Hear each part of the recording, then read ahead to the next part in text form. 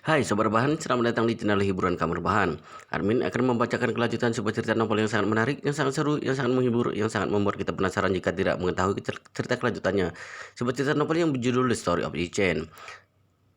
Sebuah novel yang sangat layak untuk diikuti dari awal hingga akhir. Tetapi sebelum melanjutkannya, pastikan kalian sudah subscribe channel ini dan aktifkan lonceng notifikasinya agar tidak ketinggalan jika admin upload video baru. Jika kalian menyukai cerita seperti ini, jangan lupa like. Jika berkenan, share juga ke teman lainnya agar teman-teman lainnya juga mendapatkan informasi hiburan di channel ini. Baik, kita lanjutkan di part ke-330 bertepatan dengan ke bab ke-1568. Ketika Yi-Chen melihat Tanaka Koichi masih cukup sopan, ekspresi di wajahnya sedikit lebih mereda, lalu dia berkata, "Tanaka, tinggalkan informasi kontakmu untukku. Mungkin saja aku punya urusan untuk mencarimu ke depannya." Tanaka Koichi segera mengeluarkan kartu namanya dan menyerahkannya kepada Yi-Chen. "Dengan hormat, Tuan Yi, ini adalah kartu namaku. Persilahkan Anda untuk menerimanya." Yi-Chen mengangguk, lalu dia mengambil kartu nama dari tangannya dan memasukkannya ke dalam sakunya. Tanaka Koichi sedikit membungkuk kepada Yi-Chen dan berkata, "Tuan Yi, kalau begitu aku akan pergi terlebih dahulu." Setelah itu dia baru saja keluar dari ruang rapat. Kedua pengawal pribadi itu Yukihiko. Kedua pengawal pribadi itu Yukihiko juga hanya bisa berlari seperti pendekar dengan lengan yang patah. Sambil mencengkram lengannya yang patah, dia dalam ruang rapat. Suasana tiba-tiba jauh dalam keheningan yang mematikan. Semua orang menatap Yi-Chen dan Kobayashi Ichiro dengan tidak tenang. Mereka sama sekali tidak tahu nasib apa yang sedang menantikan mereka nantinya. Saat ini Kobayashi Ichiro berdehem dan berkata, "Aku beritahu kalian, aku adalah ahli waris Kobayashi Pharmaceutical yang sah dan aku juga memiliki hak sepenuhnya atas pengambilan keputusan di Kobayashi Pharmaceutical. Perjanjian pemindahan saham yang kutandatangani juga memiliki efek hukum sepenuhnya. Oleh karena itu, Kobayashi Pharmaceutical telah menjadi anak perusahaan farmasi Jiu Suan. Jika kalian masih ingin menghasilkan uang di sini untuk menafkahi keluarga kalian, saat ini ada orang yang bertanya. Sebelumnya, ketua lama memberi saham 30% untuk beberapa eksekutif seperti kami, sedangkan kamu sudah memberi saham 90% kepada orang lain. Bagaimana dengan perlindungan kepentingan kami?" Kobayashi Ichiro berkata dengan dingin, "Kedepannya kalian bisa mengambil 3% dari pendapatan dari saham 10%-ku dan aku bisa menjaminnya kepada kalian tentang hal ini." Bagaimana bisa 30% berubah menjadi 3%? Ada orang yang berkata dengan marah, "Bagaimana bisa kami menafkahi keluarga setelah menyusut begitu banyak?" "Benar, bukannya ini menginginkan nyawa kami?" "Benar, jika ini terus berlanjut, baik cepat atau lambat kami akan mati kelaparan." Kobayashi Ichiro tidak menyangka bahwa setelah menjatuhkan Kobayashi masih ada banyak orang yang menentang dirinya sendiri. Dia tidak tahan untuk diam-diam berkata di dalam hatinya, "Masalah ini benar-benar rumit. Aku terpaksa untuk mengorbankan saham 90% kepada Yi-Chen sebagai pengganti kebebasanku. Jika tidak tahu berapa lama aku ditahan di penangkaran anjing itu. Tetapi sekelompok orang itu sudah pasti tidak akan rela mengorbankan keuntungan dari saham 90% milik mereka sendiri." Saat ini Yi-Chen berkata dengan dingin, "Jika kalian tidak bisa menerima usulan dari Kobayashi Ichiro, kalau begitu pergi ke Departemen Personalia untuk menjalani prosedur pengunduran diri segera. Meminta kami untuk mengundurkan diri. Ada orang yang menyeringai dan berkata, "Seluruh lead bank, produksi promosi, dan penjualan di Kobayashi Pharmaceutical dilakukan oleh kami semua. Jika kami mengundurkan diri, Kobayashi Pharmaceutical akan segera lumpuh. Semua basis produksi di negara ini semua akan jatuh dalam kekacauan. Saat itu, kalian cukup tunggu untuk bangkrut saja." Yi-Chen tertawa dan bertanya kepadanya, "Sobat, ini apa tanggung jawabmu di Kobayashi Pharmaceutical?" Orang itu berkata dengan bangga, "Aku bertanggung jawab atas lead bank, Aku adalah penanggung jawab di Departemen Lead Bank. Pil pencernaan Kobayashi dikembangkan olehku dan Tuan Kobayashi Jiro. Tanpa adanya aku, seluruh Lead Bank di Kobayashi Pharmaceutical akan berhenti. Ada orang yang ikut berkata, benar, jika Kobayashi Makawa keluar dari Kobayashi Pharmaceutical, maka seluruh Kobayashi Pharmaceutical akan benar-benar kehilangan kemampuan untuk berinovasi. Ichen mengangguk dan berkata sambil tersenyum, aduh bagus sekali, ketika aku sedang berjalan ke sini, aku berpikir bahwa setelah menggabungkan Kobayashi Pharmaceutical, aku harus mereformasi Kobayashi Pharmaceutical secara total. Departemen pertama yang harus dirombak adalah Departemen Lead Bank. Karena Departemen Lead Bank dari Kobayashi Pharmaceutical sama sekali tidak berharga di mataku, yang tidak ada bedanya dengan sampah. Kobayashi Makawa berteriak dengan marah. Aku adalah doktor jurusan biofarmasi di Universitas Tokyo dan salah satu pakar farmasi top di Jepang. Departemen yang kupimpin adalah yang paling terkuat di antara seluruh perusahaan farmasi Jepang. Beraninya kamu bilang bahwa aku adalah sampah, bukan? Yichen berkata dengan jijik. Adapun tentang pil pencernaan Kobayashi yang kalian kembangkan, setidaknya ada 80% merupakan hasil jiplakan dari resep obat Tiongkok kuno, sedangkan 20% sisanya adalah hasil perbaikan kalian sendiri. Sudah jelas menjiplak, tapi kalian bilang bahwa itu adalah hasil lead bank kalian sendiri. Menghina kalian sebagai sampah adalah penghinaan terhadap kata sampah.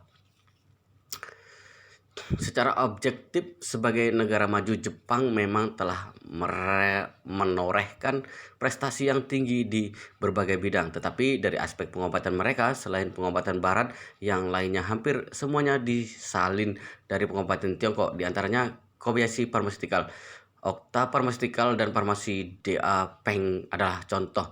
Mereka tidak hanya mencari resep dari pengobatan Tiongkok saja, tetapi mereka bahkan menjebak pengobatan Tiongkok di mana-mana. Misalnya farmasi Dapeng pernah meluncurkan produk yang disebut butiran pelangsing obat Tiongkok. Apalagi nama yang mereka berikan untuk butiran itu malah berasal dari nama dokter jenius di zaman Tiongkok kuno, Bian Qiu. Dapat dilihat bahwa perusahaan farmasi Jepang tidak memiliki prestasi yang nyata dalam pengobatan obat kompo. Mereka hampir mengandalkan menjiplakkan dan plagiat. Ini juga merupakan alasan mendasar Yichen tidak menyukai Departemen Lead Bank mereka. Dirinya sendiri memiliki begitu banyak resep obat ajaib di dalam kitab 9 misteri. Bagaimana mungkin dia masih menggunakan Departemen Lead Bank di Kobayashi Pharmaceutical? Setelah Kobayashi Makawa dihina oleh Yichen, pipinya juga terasa panas. Kobayashi Makawa tahu persis apa yang terjadi pada Kobayashi Pharmaceutical. Memang seperti yang dikatakan oleh Yichen, bahwa semua resep obat Kobayashi Pharmaceutical pada dasarnya berasal dari buku-buku pengobatan zaman Tiongkok kuno. Oleh karena itu, dia merasa tersipu malu pada saat ini, tetapi dia tidak tahu bagaimana cara untuk membantah kata-kata Yichen. Yichen menatap Kobayashi Makawa dan berkata dengan dingin, personel lead bank sepertimu yang hanya bisa menjiplak tidak ada nilainya bagiku. Oleh karena itu, aku mengumumkan bahwa mulai sekarang Departemen Lead Bank di Kobayashi Pharmaceutical akan dibubarkan di tempat. Semua orang dipecat dan tidak ada satupun yang tersisa. Apa? Orang-orang di Kobayashi Pharmaceutical di tempat hampir tidak bisa berkata-kata karena terkejut. Tindakan Yichen ini juga terlalu kejam, bukan? Harus tahu bahwa ada lebih dari 100 orang di Departemen Lead Bank Kobayashi Pharmaceutical, ada lebih dari 100 keluarga. Di balik lebih dari 100 orang ini, lingkungan sosial Jepang adalah hanya ada satu orang di dalam keluarga yang pergi bekerja di luar. Apalagi kebanyakan dari mereka adalah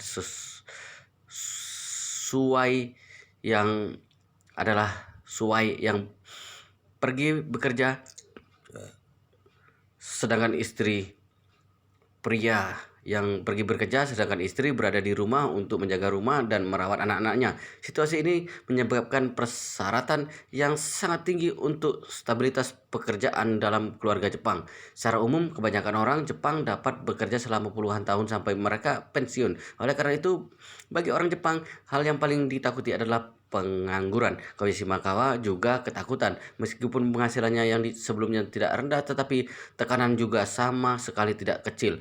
Harga rumah di Tokyo pada awalnya adalah yang tertinggi di Asia. Beberapa tahun yang lalu ketika Kobayashi Pharmaceutical sedang heboh, dia telah membeli sebuah apartemen besar di daerah perkotaan dan membayar pinjaman bank setiap bulan yang jumlahnya lebih dari 200.000 yuan. Selain itu, dia masih memiliki 2 putra dan seorang putri yang baru saja lahir. Ditambahkan dengan istrinya, satu keluarga beranggotakan 5 orang dan semuanya bergantung pada penghasilan sendiri. Pada awalnya penghasilannya di Kobayashi Pharmaceutical sudah sangat tinggi, hampir 700 sampai 800 ribu yuan per bulan, sehingga kehidupannya yang sebelumnya sangat nyaman, istri dan anak-anak juga menjalani kehidupan masyarakat kelas atas dan konsumsi sehari-harinya juga sangat boros. Tetapi jika dia tiba-tiba kehilangan pekerjaannya, sekarang keluarganya akan segera mengalami defisit keuangan yang sangat besar. Akan ada kekurangan setidaknya 500 ribu yuan per bulan jika masih tidak bisa menemukan pekerjaan dengan gaji lebih dari 500.000 yuan. Kekurangannya akan segera kewalahan. Kobayashi Makawa yang gugup buru-buru menangis dan berkata sambil memohon, "Tuan Ji, aku adalah bakat kelas atas di bidang farmasi. Jika Anda memecatku, pastinya akan membawa kerugian besar bagi Anda. Aku mohon kepada Anda untuk membiarkanku tetap tinggal di sini. Aku pasti akan bekerja keras dengan baik untuk Anda." Ichan berkata dengan tanpa ekspresi, "Sekarang sudah tahu untuk memohon kepadaku, bukan? Maaf, sudah terlambat. Kamu harus menjalani prosedur pengunduran diri hari ini. Jika tidak, perusahaan akan langsung mengakhiri hubungan kerja denganmu." Setelah itu, Yichen menatap Chen Jikai, "Usir dia keluar sekarang." Chen Jikai mengangguk dan segera melangkah maju. Dia meraih kerah baju Kobayashi Makawa seperti menangkap ayam dan menyeretnya keluar. Saat ini, yang lainnya di dalam ruangan rapat akhirnya menyadari situasi yang urgensi. Yichen telah mendapatkan pemindahan saham dari Kobayashi Ichiro dan dia sekarang adalah bos barunya Kobayashi Pharmaceutical, sehingga dia memegang kuasa antara hidup dan mati untuk semua orang di tempat. Jika membuatnya marah, maka akan benar-benar diusir keluar dari Kobayashi Pharmaceutical. Kemudian semua orang langsung berdiri di tempat seperti burung puyuh. Mereka tidak berani bergerak apalagi berbicara. Saat ini Yichen lanjut berkata, "Jujur saja, aku hanya perlu meninggalkan tautan produksi untuk seluruh Kobayashi Pharmaceutical. Sedangkan yang lainnya seperti lead bank, promosi, penjualan, dan lainnya dapat dihilangkan." Begitu kata-kata ini terucapkan, semua orang bahkan juga tidak berani untuk menghembuskan napas. Yichen lanjut berkata, "Efek dari pil pencernaan Jichuan bergantung kepada komunikasi dari mulut ke mulut. Efek dari mulut ke mulut yang sebenarnya jauh lebih efektif daripada jenis iklan apapun, sehingga juga tidak perlu departemen promosi khusus. Begitu juga pada departemen penjualan pil pencernaan Jichuan. Sekarang kekurangan pasokan, sedangkan dealer berinisiatif datang untuk meminta barang, sehingga juga tidak perlu departemen penjualan khusus untuk bertanggung jawab atas penjualan di berbagai wilayah. Oleh karena itu, departemen promosi dan penjualan di Kobayashi Pharmaceutical semua dibubarkan di tempat dan satupun dari semua karyawan dan pemimpin tidak tersisa. Suasana di tempat menjadi heboh. Hanya ada beberapa departemen utama secara total. Akibatnya, selain departemen produksi, yang lainnya semua harus dihilangkan. Kali ini akan ada ribuan orang yang menganggur. 3/4 dari para eksekutif Kobayashi Pharmaceutical di tempat juga akan kehilangan pekerjaan mereka. Lagi pula situasi ekonomi global sedang tidak terlalu bagus sekarang. Krisis paruh baya ini sangat serius. Ada banyak orang parubaya di seluruh dunia yang mengalami PHK dan akhirnya melompat dari atas gedung untuk bunuh diri. Ini sudah menunjukkan bahwa betapa besarnya ketekanan dari orang parubaya sekarang. Sebagian besar eksekutif di Kobayashi Pharmaceutical di tempat berusia 35 sampai 55 tahun. Mereka termasuk dari kelompok parubaya yang khas.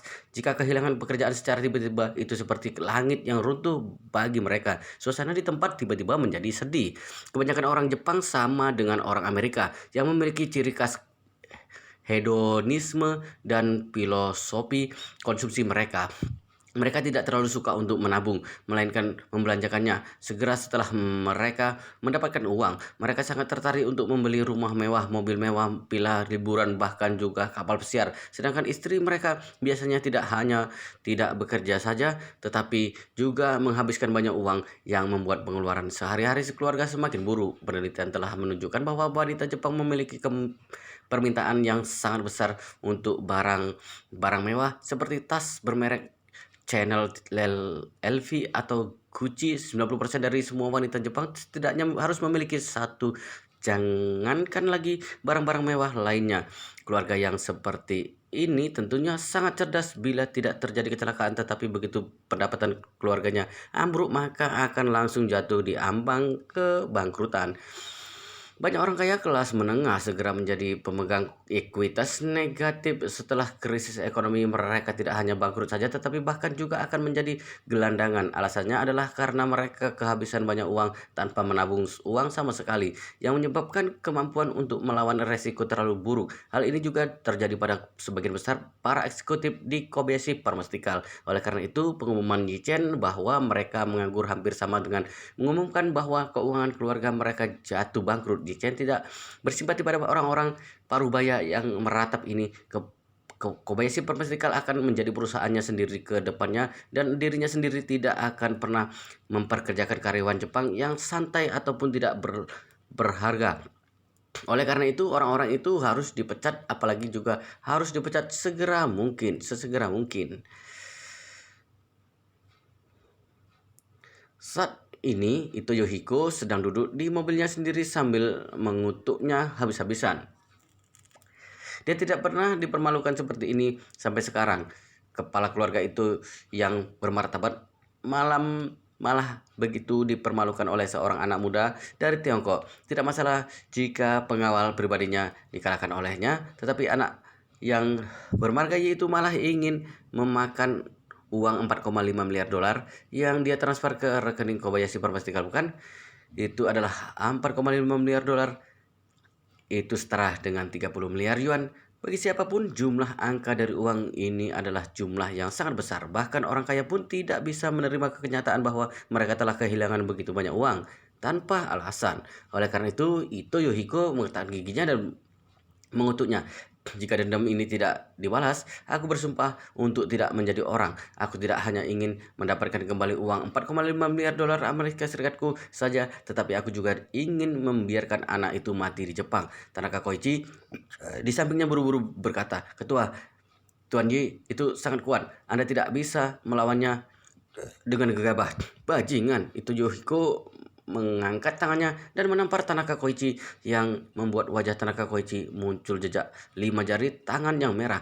Lalu dia mengutuknya, "Apakah kamu sedang mengandalkan momentum orang lain untuk menghancurkan keagunganku? Apakah kamu merasa bahwa aku, Ito Yohiko, masih tidak bisa mengalahkan seorang anak muda yang berusia 20-an tahun dari Tiongkok itu?"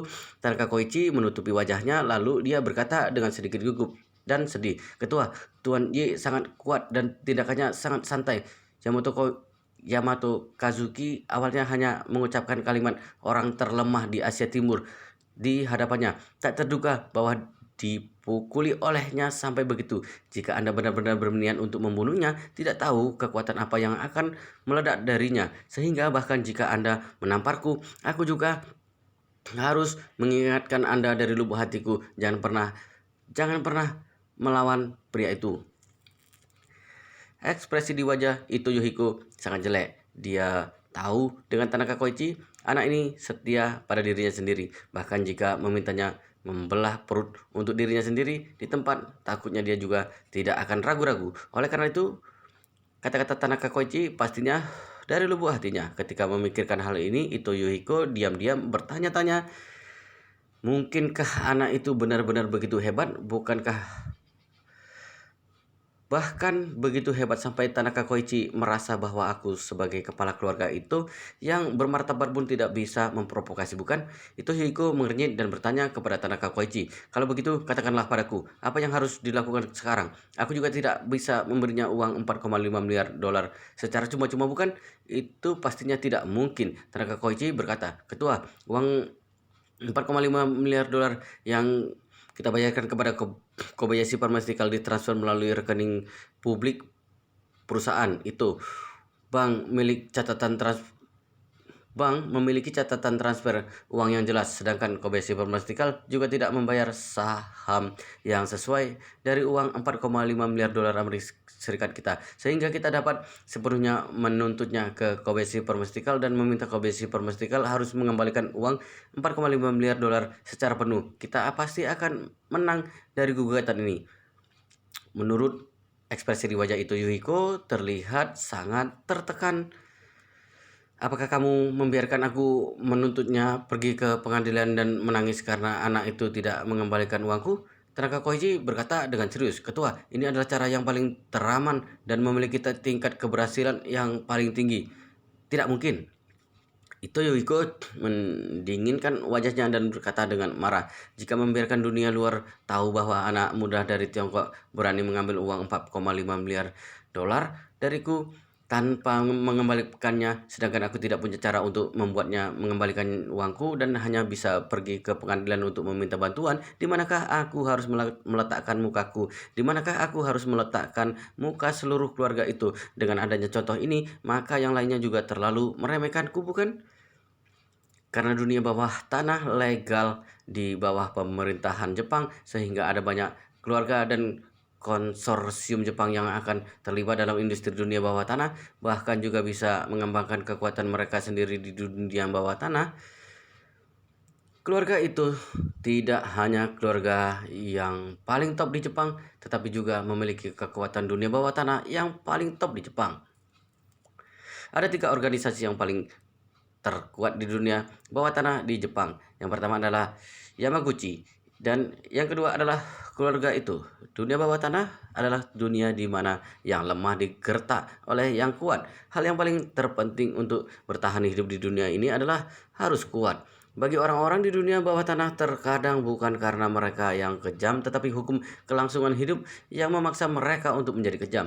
Jika kamu selalu menerapkan prinsip siapapun yang memukulmu, kamu harus berani untuk berjuang keras dengan siapapun. Setelah sekian lama, tidak ada orang yang berani untuk memprovokasi lagi. Tapi jika kamu tidak memukulnya kembali setelah dipukul sekali, melainkan bersikap sabar dan mengakui bahwa dirimu sendiri yang tidak beruntung, maka mulai hari ini dan seterusnya semua orang di dunia ini bisa datang untuk menggertakmu. Selain itu, ada satu kesatria lainnya yang sangat penting untuk bertahan hidup di dunia ini, yaitu tidak menggunakan kekuatan luar untuk menyelesaikan masalah. Jika seorang di dunia bawah tanah di Jepang meminta bantuan dari polisi dan pengadilan, maka orang itu akan dihina dan ditolak oleh seluruh dunia bawah tanah.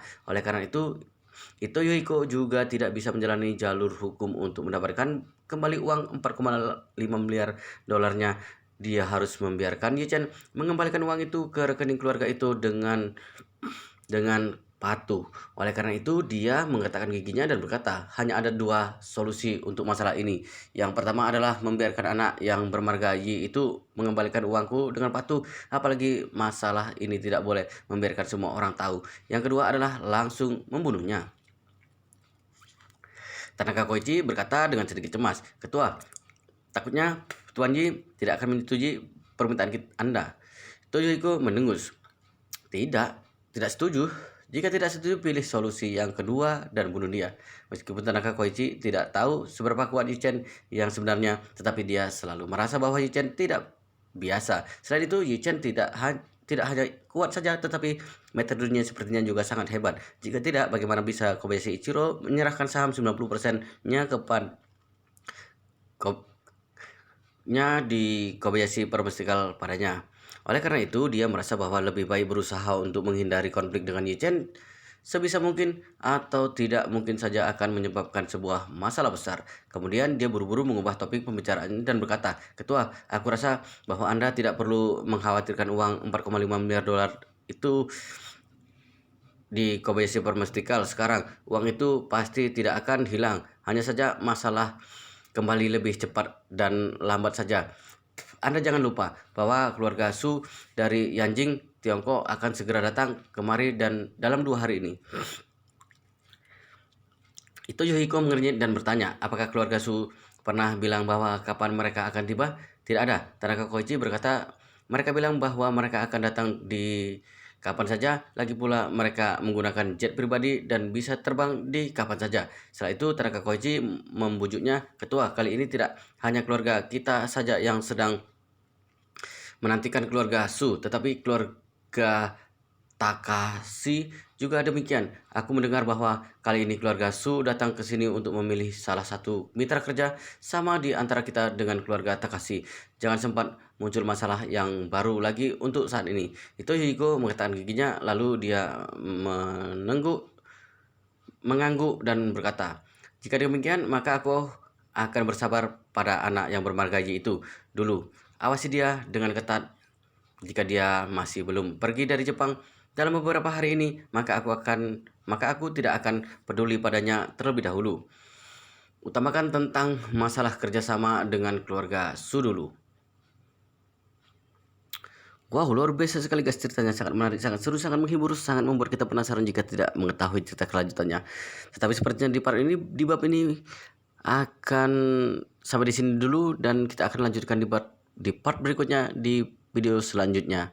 Pastikan kalian sudah subscribe channel ini dan aktifkan lonceng notifikasinya agar tidak ketinggalan jika admin upload video terbaru. Jika kalian menyukai cerita seperti ini, jangan lupa like. Jika berkenan, share juga ke teman lainnya agar teman-teman lainnya juga mendapatkan informasi hiburan di channel ini. Baik, kita lanjutkan di part berikutnya di video selanjutnya.